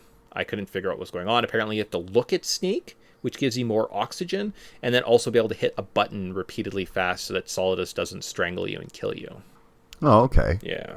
I don't know if you had any struggles with that. I had issues. I don't know. Maybe it was just because I was like holding, like riding a bike and sitting upright. You don't have as much. I feel like I couldn't move his finger as fast as possible. I don't know what was going on. So, but from there, I might have just been like, I think this was one of the parts where I was just like mash button time. Yeah. So flip it and, you do the tap with your finger down. I couldn't really do that when I was sitting on a bike awkward. I don't really have a flat surface to press it into. Yeah. So Snake has been captured by Fortune and all seems lost. Until Ocelot reveals this was all a setup by the Patriots. What? They were that darn guy. They were trying to do something called a S3 plan. So the solid state snake simulation. So what they were trying to do was recreate the events of Shadow Moses to create a hero out of anything, or at least that's what we believe. So everything that was orchestrated, from the inclusion of a terrorist group to sneaking to a dock to having to have a ninja appear, everything was orchestrated to a fight with a Harrier jet via the Patriots. So we could see if Raiden, who was trained via VR, and I think clearly states in the game the VR missions for the PS1, was trained, could he become a Solid Snake? And we're like, what? Oh man, that's crazy. Yeah, and it's like all those simulations that he's kind of talking about. You're like, oh, I kind of get it now. Oh yeah, that makes sense. That's cute. And going back and watching this game, watching all the cutscenes, listening to everyone kind of talk throughout the game, you're like, oh, I see what they're doing there. Oh yeah, that's clever. Oh, okay, cool. That's neat there too, right? So it's laid out very well. It's very satisfying. That's why I'd recommend playing this game probably twice, right? Play it, get the story, understand it, and then go back in and you'd be like, oh, I get it. I see what they cool. Yep. And it's I mean, it's very cute that it's kind of, they're trying to do like a sequel, but they're trying to do like a simulation of the first game. And I get what they're trying to do. And Konami always had, Kojima had he's very outspoken, right? He's very outspoken in the sense. So obviously the digital age that was coming upon us, he knew was going to be a big deal. He wanted to tell a story about it. So this is his attempt, right? So Ocelot, though, after he reveals this, he kills Fortune, steals Ray, Snake follows, and all that's left is for us to crash, and one of the cleanest crashes, into a downtown city you'll ever see and have a final boss fight. Here, though, however, we do learn from the AI of the Colonel and Rose that have been talking through this whole game that the Solid Snake simulation apparently wasn't just a Solid Snake or a Shadow Moses recreation, but actually they wanted to see how much information could they portray just with withholding information to certain groups. So this whole thing was just actually a setup to see how well and accurately their program or their AI GW could contain the information. So Ocelot was lied to, Solidus was lied to, we were lied to, we were all manipulated just through their AI system, and they were able to basically create this whole epic event for us. So we are tasked at stopping Solidus Snake, who's basically our father, kind of, sort of, to reveal, with a sword. And if we can do that, then they won't kill a baby. Yeah, kind of seems like, oh, this is a tacked on ending because you needed to change this. Yeah. So, but we already kind of touched on that. We sure did. So you fight Solidus with a sword, just you avoid his reaching. He reaches you with his tentacle things, and you just run to the side and you attack him. And you just do that a bunch of times and you win. Yeah, just literally go clockwise. Yeah. Run clockwise around him, and you win. Yay! He is I was like, oh, I kind of struggled the first time around it. Then I was like, wait a minute. Whenever I run left, he literally misses me. When I run right, he hits me. Yeah. So you just run left because the way he animation, like his tentacle strike or whatever it is, he turns sideways and then his strike hits. Gotcha. But he only hits in that right way. So just head left. You're done. You're gonna miss it. You're fine. Sick. You're good.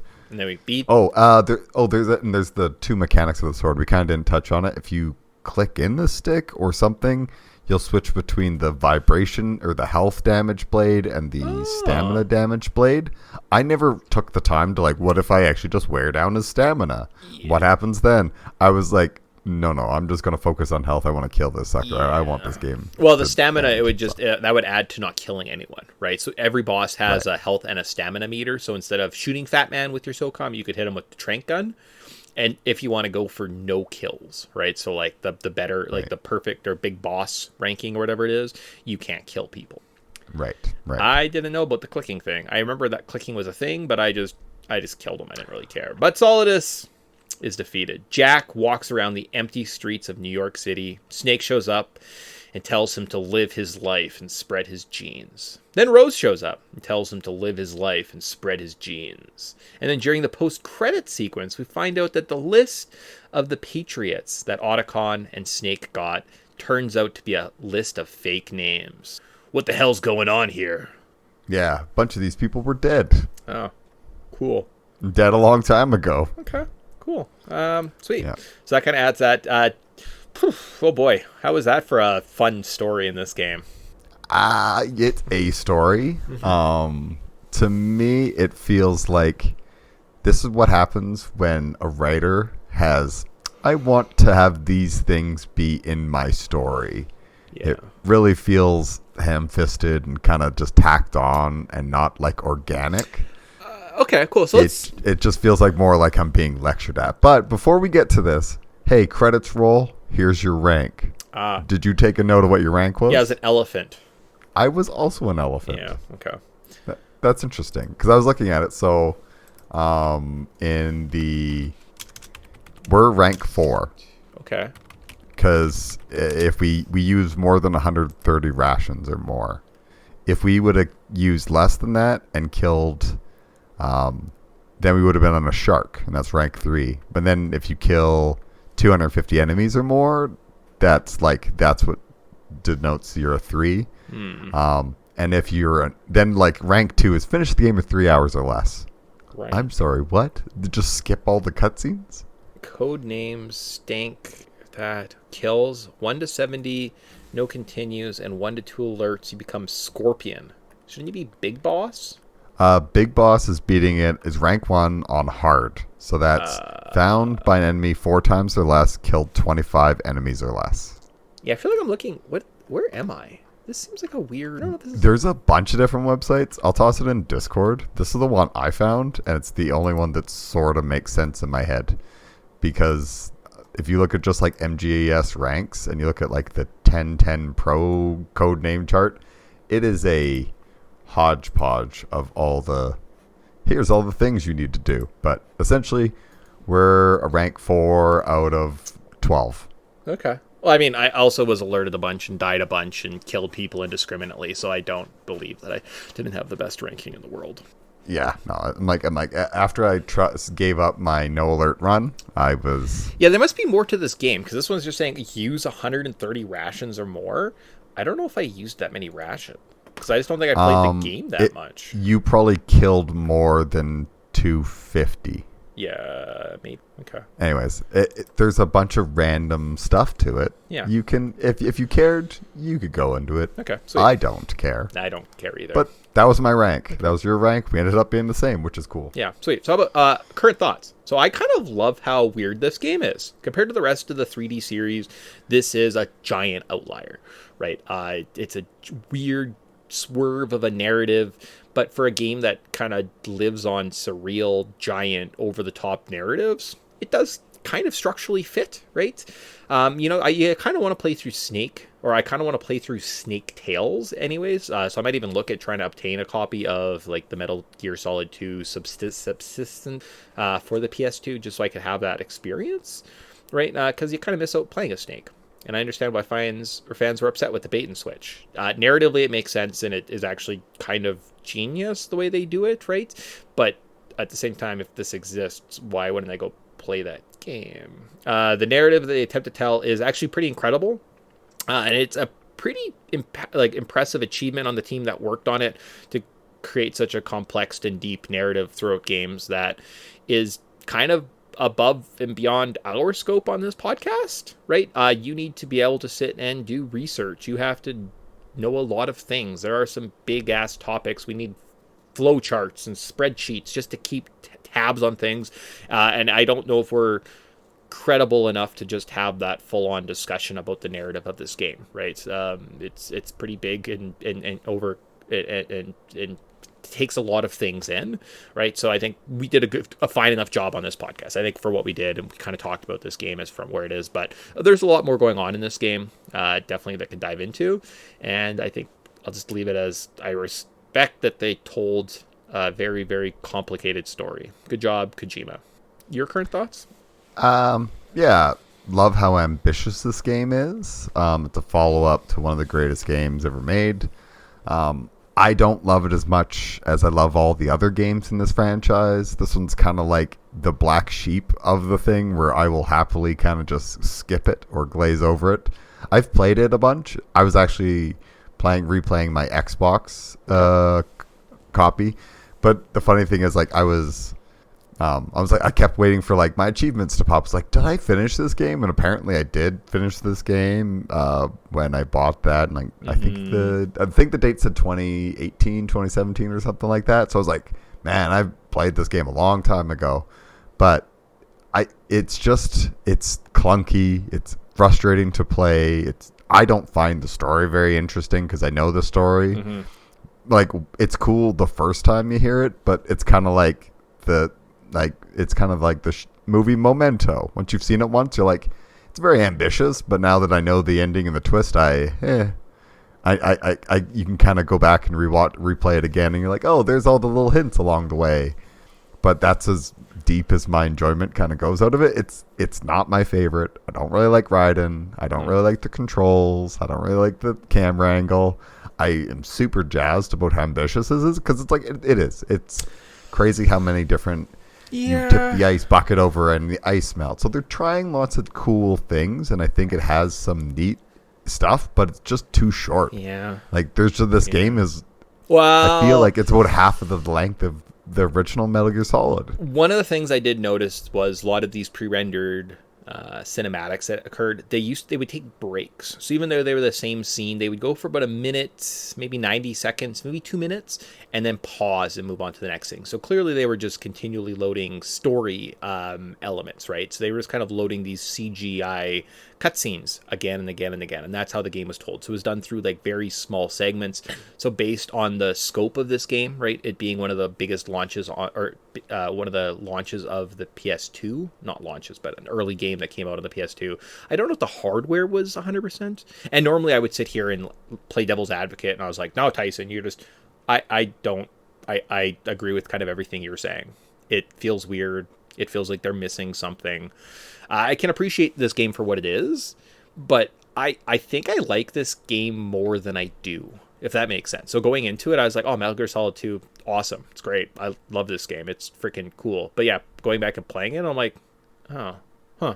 It is kind of the weird one in the series, isn't it? Like, it just feels different, and the story's so weird, and and it feels like, again, it has that sequel problem where you're like, how do you follow up to a masterpiece?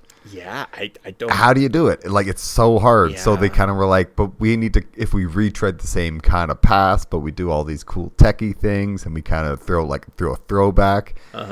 It's tricky. Like, it's hard. I guess it kind of falls in the same thing of like Force Awakens, whereas it's kind of like retreading the same path, but modernized. But at the same time, it's like, because it's missing all that it's not a fresh experience. It doesn't really stick with you the same way the first time it does. It's just different structurally from what we were expecting from our games, right? So it looks a little different. So Metal Gear Solid is kind of just a 3D retelling of Metal Gear on the MSX, right? So it's just kind of that upgrade. And very similar to how Ocarina of Time is just kind of an upgraded version of the 3D version of A Link to the Past, right? They've added a couple comforts. It's 3D. And then you look at a game, say, like Majora's Mask or Wind Waker, that already kind of throws like a different narrative out there. It kind of changes the structure that we were kind of used to. And all of a sudden it feels different and it feels weird. And I kind of feel like this is more in line with, say, how like a Majora's Mask was kind of viewed at by the public, right? And we're kind of viewed as like, oh, it's the weird one. Doesn't mean it's bad. Doesn't mean necessarily it's bad at all. It's just It's just the different one. And you're like, huh. And I understand what they were going for and what they were trying to achieve. And I mean, Snake Eater's pretty traditional when they go back to it in terms of just like a stealth game. And I mean, this game is actually kind of in line with Guns of the Patriots, right? You'd probably play Guns of the Patriots after this and be like, I understand why that game's so screwed up, because Metal Gear Solid 2 is so screwed up, right? Yep. Yeah, well, they have to be like, we gotta do something with this Patriots plot line. And I think this is a big, cool, epic experience, but it is one of those.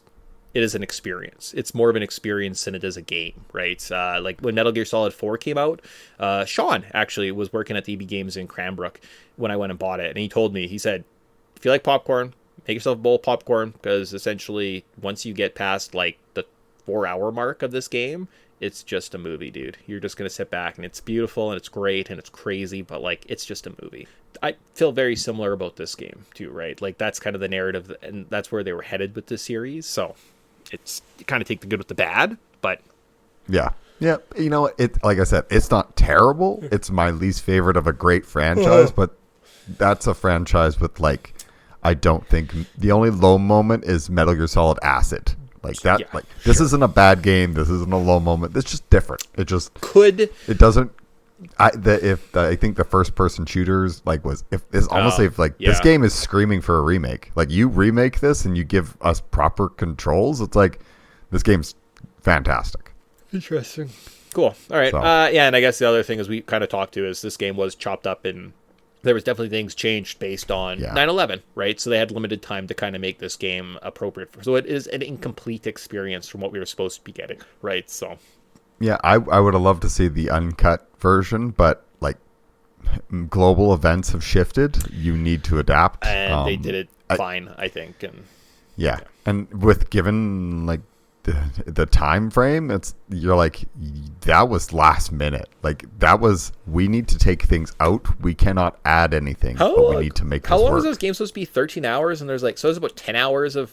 I wonder how many how much did they cut out of this game? Because obviously it was all just cutscenes. They had to cut out lots. But like an hour, and I would say probably because you got to think every other Metal Gear Solid ending is like 3 hours. Yeah, it's like a whole movie in itself. This is about an hour.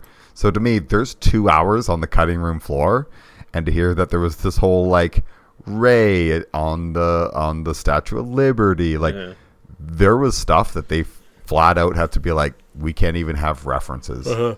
We need to just have this ship coming in a harbor, and we're gonna carry this over with dialogue, get that person back in the thing. We're going to rewrite the script, and here we go. And that's just you can't really do much about that content when you lose time, right? So, but yeah, no, interesting. Okay, cool. So anything else about this game that we need to talk about before we get into kind of our end game here?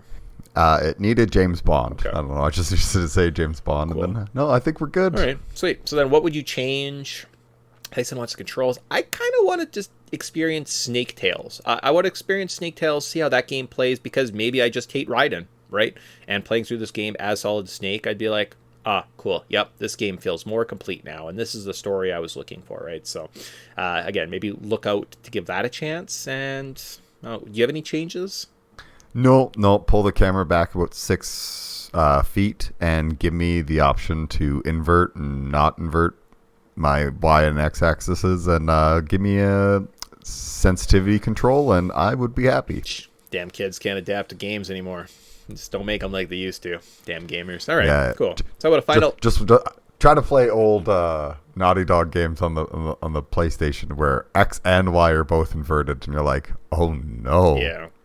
Okay. How about an Are You Buying It? And then we'll get out of here. So, I hear it's amazing when the famous purple stuffed worm in the flap-jawed space with the tuning forks does a Rob Blink on Harry Carey rock. I need scissors. 61. So like that's good. That's like an interesting point, right? You know, when you put it that way, is this game the best game ever made? I kind of like it. Yeah, I know, but I don't know. I kind of yeah. It's fun. It's a fun, interesting story, and I'm like, I like how weird it got. And I think that's just where I'm like, I like how surreal it is. That's interesting. Cool. So, are you ready for David Lynch takes over for exactly for half an hour. Yeah. I'm like, I'm in. What the fuck? And the fact that it got me so good as a kid, I reset my game and replayed that part because I was like, I clearly wrecked this game. It even says delete your save file. Yeah, and I was like, so I didn't do that, but I was like, oh fuck, and I was so pissed off. And then I like reloaded it and it was doing the same thing, and I was like, oh, this is just broken. Until Snake shows up, and I was like, you son of a bitch. But speaking of that, so cultural significance is how we're going to end our show today. So in this section, we look at game design, the lore, inspiration, turning points, and interesting stories. We talk about how this game relates, give other examples, and tie it all back together in the end. So this game gets into a lot of deep subject matter that I don't think I'm qualified to discuss without doing a lot more research than I normally do for this show. I kind of half-ass it. This one, I'd have to actually like read and talk to some people, and I'm not about that. So instead, let's look at the game that gave us a peek at this masterpiece, the Zone of the Enders. So Tyson is going to play Gundam or other IP mech battle games. So there are 8 robots listed here. And he has to guess as to which ship, suit, mech series it comes from. Yellow, purple, dishwasher, 69. All right, you ready to play this game? So I've got a list of 8 guys here, so you can pick in any order. There are 4 Gundams, and there are 4 that are from different series. So your job is to dissect which one is a Gundam and which are from other series that involved other giant mechs. Yeah. So Gundam or other. Gundam or other. Ready for this? Okay, I'm ready. All right. So which one would you like to pick? Let's start with Shockwave. I see that one. Okay. I know he's a transformer. Ding ding ding. Nice. Good job, Tyson. Yeah. He is definitely a transformer. Okay, and I see a Devastator on there. Okay. And I'm pretty sure Devastator is also a transformer. Devastator is also a transformer. So there you go. So you knocked off Shockwave and Devastator, who are both transformers. So good job. Yep. There's a STTS 909 Rising Freedom X. That is a gobbledygook of name. That's got to be an anime. That's got to be a Gundam. I'm going to go Gundam. Ding, ding, ding. That is a Gundam. Tyson is 3 for 3. However, when X is selected, Tyson, turn off this podcast right now. The simulation is over. You failed.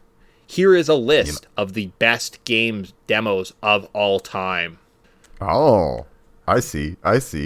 What are the best ones? So we start off with our list here of 7 is the Panzer Dragoon Saga Disc 1. So I don't know what that was, but apparently that was listed, and I was like, oh, okay, cool.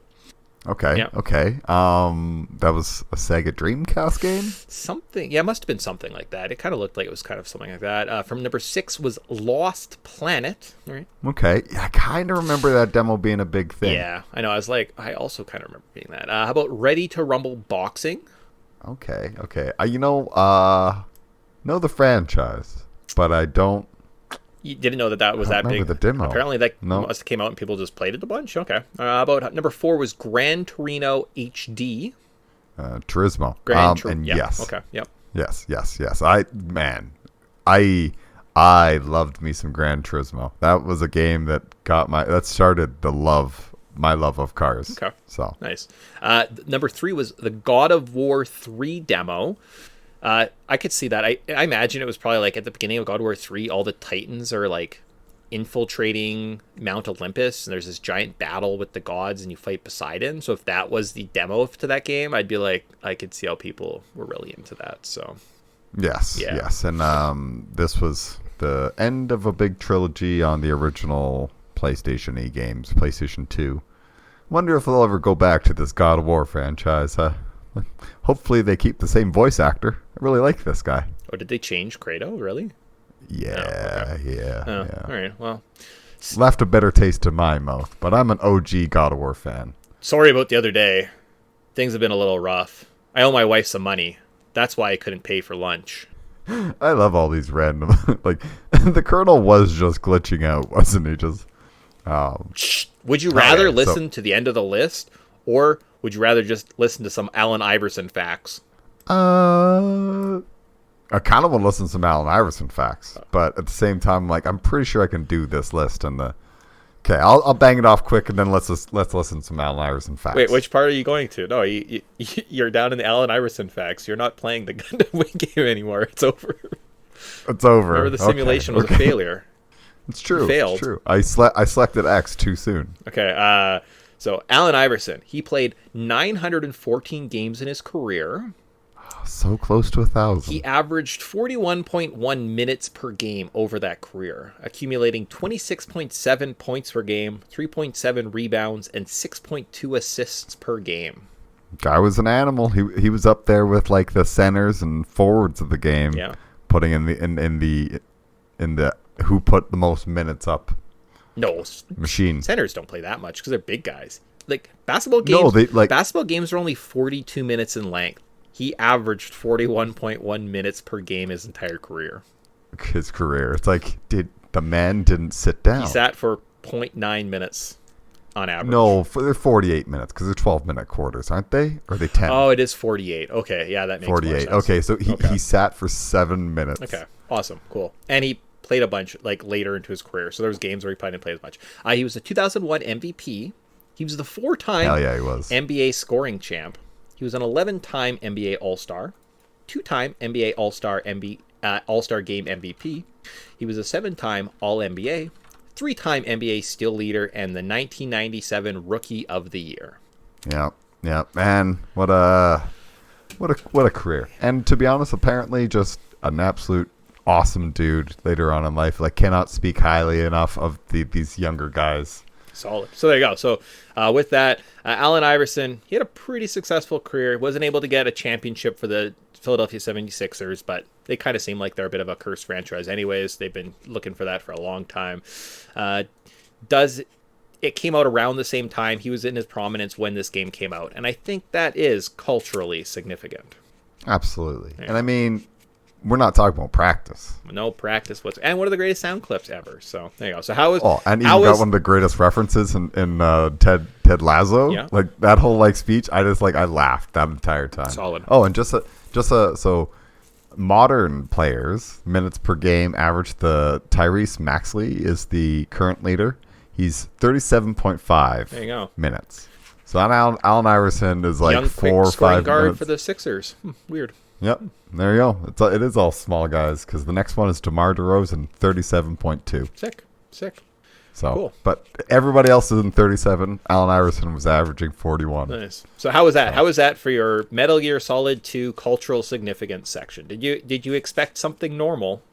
No, it's not what I expected at all. Perfect. Good. And you know what we were expecting was a Gundam showdown, Zone of the Enders, and we ended up at Allen Iverson. So I'm happy. Yep. The other day I was thinking about Allen Iverson, and I was like, I bet you Tyson would like to listen to some facts about Iverson. I do. You know what? That's a guy that, like, if I ever got to meet in real life, I would just be like, just thank you, sir. Do I ever? Thank you. I think I have an Allen Iverson rookie card sitting on my desk here, actually. You know what? That's a sick thing. Because honestly, that was probably pre cornrows. Does he have cornrows? I don't know. He has a hat on and there's tape. No, he has cornrows. Okay. There you go. Oh, I've got two rookies, two Iversons. Actually, he's got a shaved head, so pre cornrows. Yeah. Yeah, that's what I thought. And like, because it was year 2 after his rookie year is when the NBA brought in the you can't dress the way you want to Allen Iverson rule. Okay. So with that being done, our joke's over. Do you care about the list of demos, or do you care about the game that you feel inclined that we have to go back, or are you good just ending the show without? I'm good just ending it. Okay. We don't need to worry about it. And like, what are the number 1 and 2 demos? Because that might bug me. Christmas. Do you know that off? I have it written on a little piece of paper here with the results of your little game, just so they weren't on the notes. Christmas Nights into Dreams. Okay, yeah. Yeah. And then Metal Gear Solid 2. There you go. I knew that was the biggest demo of all time. Because seriously, that's the only reason Zone of the Enders was a big seller. It sold so much, it even got a greatest hits. And I think like the series definitely like there's multiple Zone of the Ender games, and it's all because of this, because of Metal Gear Solid 2. Yeah. So cool, sweet. So with that, that wraps up our show. There you go. Look, guys, we're pushing almost 2 hours on this one. Kind of figured that was going to happen. So. Yeah, I thought we could get through it sooner, but no. I knew it was going to be a while, and I was like, we'll just take our time on this, guys. So, cool. So with that, I think we say goodbye for now. We'll see you guys in a couple weeks. If we switch things around and you haven't heard Wind Waker yet, we have Wind Waker coming out next week. And if you just heard Wind Waker, there's a chance Wind Waker's coming out next week, but maybe it's Mega Man X 2 and 3? Not entirely sure. Oh, man. Yeah.